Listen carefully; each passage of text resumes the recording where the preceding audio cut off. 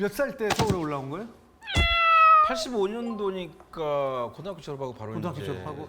그러니까 이제 지금도 시골에 계시고요? 어머니가 전주에 계서 아직도 바느질을 하고 계시고 그러니까 삼남매를 바느질로 키우신 거죠 사실. 그러니까 중학교 1학년 때 아버지가 돌아가셨으니까. 그리고 속을 이제 많이 좀 썩이는 편이었어요? 아니면 어땠어요? 누가요? 제가요?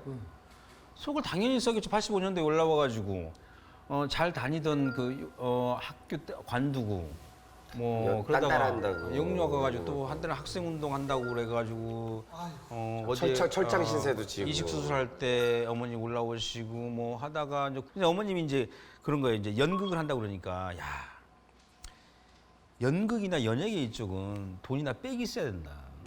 우리 집안에 뭐가 있냐 지금. 야 우리 집안에 그럴 수 없다라고 해서 그걸 안타까워하셨죠. 그러니까 왜냐면 큰아들은 사실은 남편 대 역할을 해야 되거든 사실.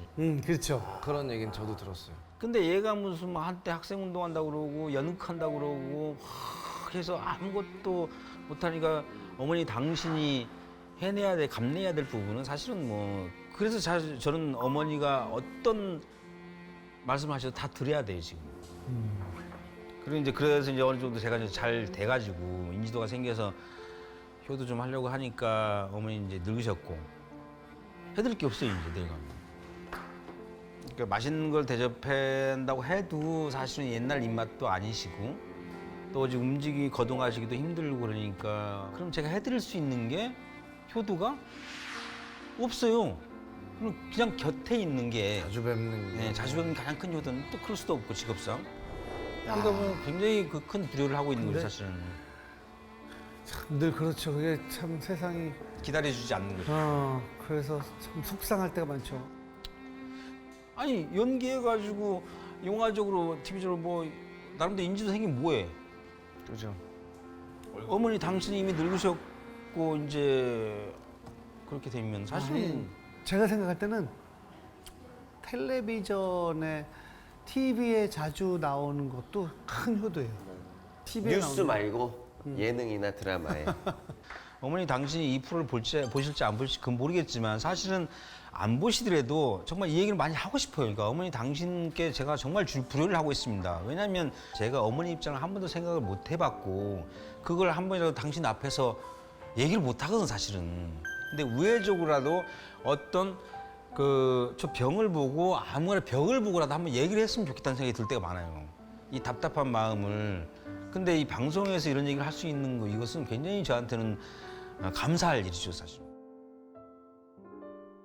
이거는 그냥 개인적으로 궁금해서 그런데 너는 네가 언제 말씀드린 거야 엄마한테? 나? 나 코로나 살 때. 커밍아웃 할 때? 그때 아신 거야? 그 2주 전에 한 거야. 잡지사하고 인터뷰를 하고 활자화 시켜라. 뭐라고 그러셔? 그때 뭐라고 그러셨어? 울고 뭐 난리 나셨지. 엄마가 사실은 이제 곧 대한민국 전체 사람들이 이제 아들이 어떤 사람인지를 압니다라고 이제 그걸 인지하셨을 때 너무너무 우시면서 이거 이렇게 방송 나가면 안 된다고 무슨 어디에 신문에 나가면 안 된다고 어떻게든 막으시려고 했었어. 근데 왜 네가 이걸 해야 되냐 지금. 그러니까 네가 왜 다 알게 되냐? 그러니까 어머니 왜? 아버님 그 고향에서도 지금 다 알게 되고 그러니까 엄마 아빠의 삶도 있는데 네가 왜 이걸 지금 왜 하려고 하느냐. 근데 그래서 내가 아무리 생각해도 설득할 말이 없는 거야. 굳이 내가 얘기 안 하고 조용히 숨어서 살아도 되는데 엄마 아빠 제가 혹시나 밖에 나갔는데 일하고 왔는데 교통사고가 났어. 엄마 아빠 그냥 생각하세요. 교통사고가 났는데 그럼 엄마 아빠가 나를 이렇게 손붙잡고 계속 나를 간호하고 있을 텐데 이 아들이 30년 동안 살아온 제일 고민거리 아들이 엄마 아빠한테 꼭 한번 해보고 싶었던 얘기를 못하고 이 상황에 있으면 이렇게 누워있는 석천이는 얼마나 불행할 것이고 그 사실을 모르는 부모님은 얼마나 또 불행할 것이냐 그 얘기를 했는데 우리 아빠가 되게 현명해요. 갑자기 우리 아빠가 네 인생을 네가 책임질 수 있어? 이 말에 대해서. 그래서 예, 제가 책임질게요. 어떤 일이 벌어질지도 모르는데 힘든 일이 벌어질 텐데 책임질 수 있어? 예. 그랬더니 그럼 알아서 해라. 그게 이제 커밍아웃 때. 내가 인천공항에 탁 이렇게 내려왔을 때 그때 시드니 올림픽 응원단 그래. 갔다가 왔는데 우리 아빠가 나와 있었어. 난 아직도 기억해.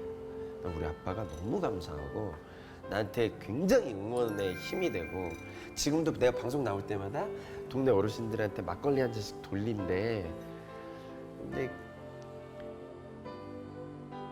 근데 주변에 있는 내 동창들 있잖아. 동창들이 이미 다 애아버지가 돼서 대학생 아들 딸이 있는 거야. 일찍 결혼한. 시골은 일찍 결혼하거든. 그럼 대학생 아들 딸이 있는데 나만 없는 거야. 그러니까 수시로 전화해서 다른 건 다 좋다. 네가 설마 우리 아빠가 소개팅도 시켰어. 선짜리를 나중에 괜찮은 남자를? 여자를 그래서 내가 아빠 하고 나서도 하고 나서도 아빠 미쳤어요? 어떤 부모가 딸을 나한테 주겠어?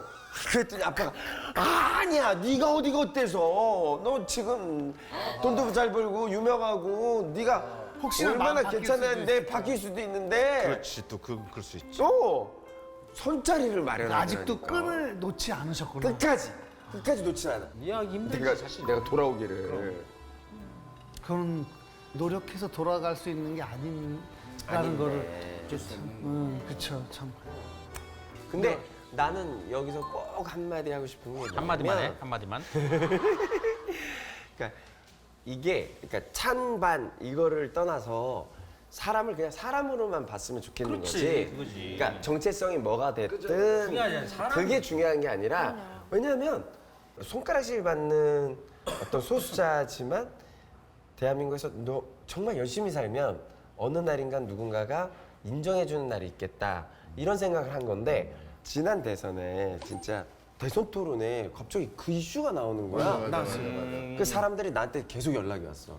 나는 그 기분이 나쁘냐, 뭐 거기에 대해 어떻게 생각하느냐 이런 얘기를 묻는 거야. 그것도 웃기다. 나는 그래서 그게 기분 나쁠 게 뭐가 있어요?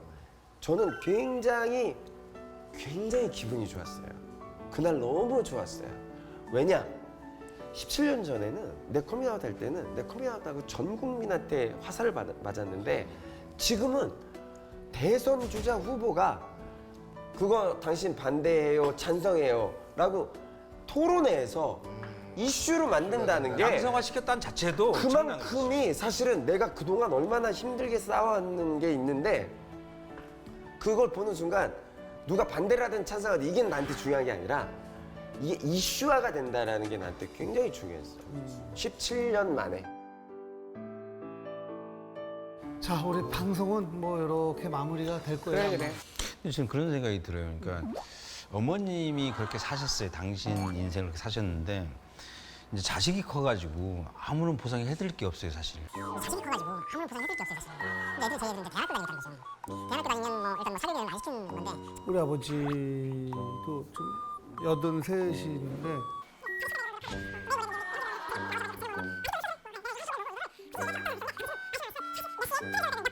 시간 같이 보다 같이 잘 보냈는데 어쨌든 간에 이제 뭐 스케줄이 그렇지만 예 그래서 지금